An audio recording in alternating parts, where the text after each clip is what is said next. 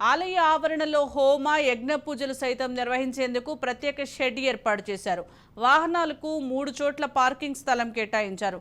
గణేష్ సేవా సదన్ భవనం ఆనుకుని ఉన్న ఖాళీ స్థలంలో బస్సులు, పెద్ద పెద్ద వాహనాలు, బస్టాండ్ ఆనుకుని ఉన్న స్థలంలో ఆటోలు, కార్ల పార్కింగ్ కోసం ఏర్పాటు చేశారు. ఇవి రెండు నిండుకుంటే అతిథి గృహం వెనుక భాగంలో మరో పార్కింగ్ స్థలానికి వాహనాలు కేటాయించేలా ముందస్తు ఏర్పాట్లు చేశారు. అన్నదానం, నిత్యప్రసాదం వితరణ, తాగునీరు అందించనున్నారు. ఇక బ్రహ్మోత్సవ సమయంలో ఎలాంటి అవాంఛనీయ ఘటనలు చోటు చేసుకోకుండా అధికారులు పూర్తి స్థాయిలో నిఘా పెట్టారు. సీసీ కెమెరాలు ఏర్పాటు చేసి బందోబస్తుకు పోలీసులు నియమించారు. అలాగే భక్తులకు ఎలాంటి ఇబ్బందులు లేకుండా చూసేందుకు వివిధ శాఖల అధికారులను కలెక్టర్, ఎస్పీ నియమించారు. ఈవో గురుప్రసాద్ ఏర్పాట్లను శుక్రవారం సాయంత్రం పరిశీలించారు. తర్వాత లడ్డూ పోటు, అన్నదానం, కళ్యాణ కట్టను పరిశీలించి సిబ్బందికి పలు సూచనలు ఇచ్చారు.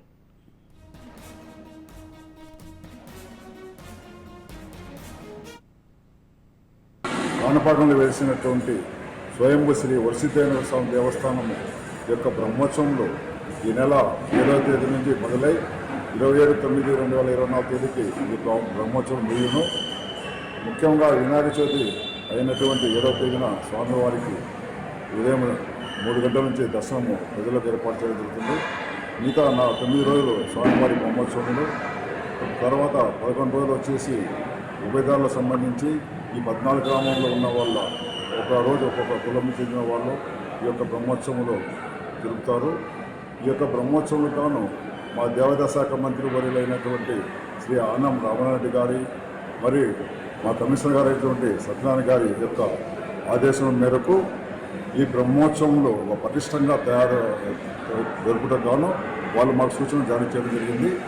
వారి సూచన మేరకు నేను ఇక్కడ 30వ తేదీ ఛార్జీ తీసుకోవడం జరిగింది.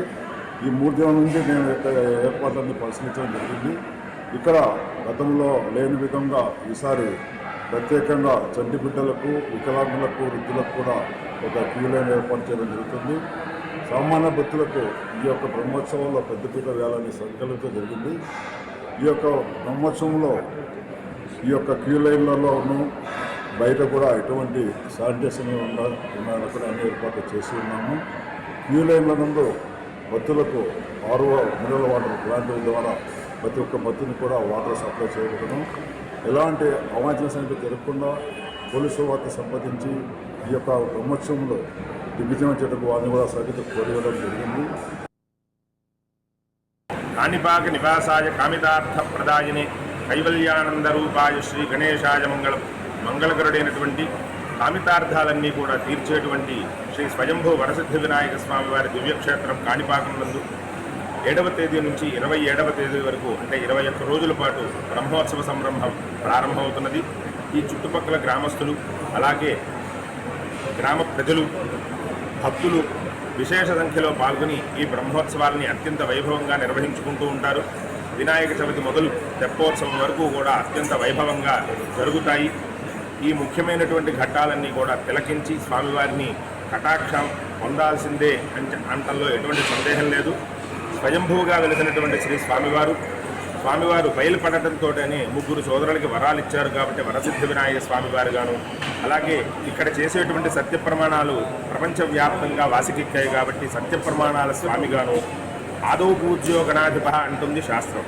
అంటే మొట్టమొదటిగా గణపతిని ఆరాధించాలి అంటుంది శాస్త్రం. కాబట్టి ఆ గణపతి మన కాణిపాక క్షేత్రం అందున మన ఉభయ తెలుగు రాష్ట్రాలకి చాలా దగ్గరలో ఉండటం మనం చేసుకున్నటువంటి పుణ్యంగా మనం భావించవచ్చు.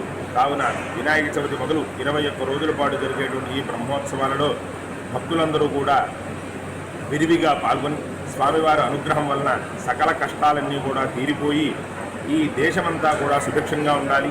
అలాగే వర్తమానంలో జరుగుతున్నటువంటి ఈ వరద ప్రభావిత ప్రాంతాలు ఏవైతే ఉన్నాయో వాటిలన్నిటికీ కూడాను స్వామివారి అనుగ్రహం వల్ల త్వరగా స్వస్థత చేకూరాలని చెప్పి స్వామివారిని ప్రార్థిస్తూ ఉన్నారు.